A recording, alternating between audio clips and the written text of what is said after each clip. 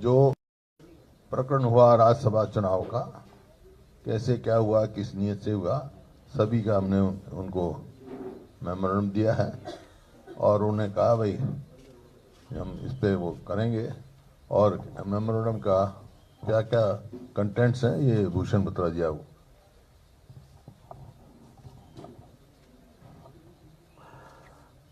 आदरणीय हुड्डा साहब, डॉक्टर साहब, हमारे न्यूली इलेक्टेड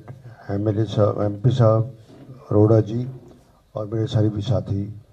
एमएलए साहिबान, अभी चौधरी भूपेंद्र सिंह हुड्डा के नेतृत्व के अंदर 22 एमएलएज का डेलीगेशन मिला था, क्योंकि उन्हें वापस जाना था, ईद का भी है उस वजह से, और डेलीगेशन मिला और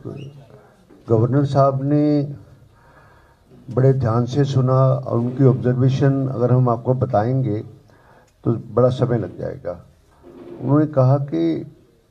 ठीक चुनाव करवाना सत्ता पक्ष का, गवर्नमेंट का एक कर्तव्य होता है। उन्होंने कहा कि ड्यूटीज या रिस्पॉन्सिबिलिटीज या ऑब्लिगेशंस सत्ता पक्ष के ऊपर भी होती है, विपक्ष के ऊपर भी होती है, पर इलेक्शन प्रोसेस पे अगर कोई चुनाव प्रश्न चिन्ह लगता है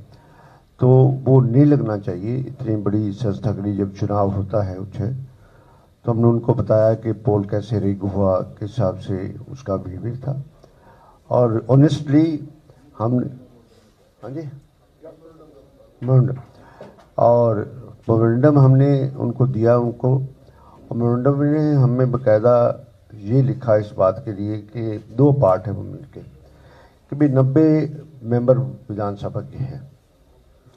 और जिसमें भारतीय जनता पार्टी के 48 हैं, आईएनसी के 37 हैं और 2 लोकदल के 3 इंडिपेंडेंट हैं। और डेमोक्रेटिक मॉरलिटी और डेमोक्रेटिक एथिक्स के हिसाब से 2 कैंडिडेट्स बड़े क्लियर थे, और जो थर्ड कैंडिडेट जो खड़ा किया गया, he is a vice president of the BJP. उसको 3 एमएलए इंडिपेंडेंट ने स्पॉन्सर किया, वेयर एज 7 एमएलए जो हैं वो भारतीय जनता पार्टी ने उसको प्रपोज किया। इसका मतलब कि सेकंड कैंडिडेट भी वो भारतीय जनता पार्टी का था, और इस सिस्टम को तोड़ने के लिए, डेमोक्रेटिक के लिए, और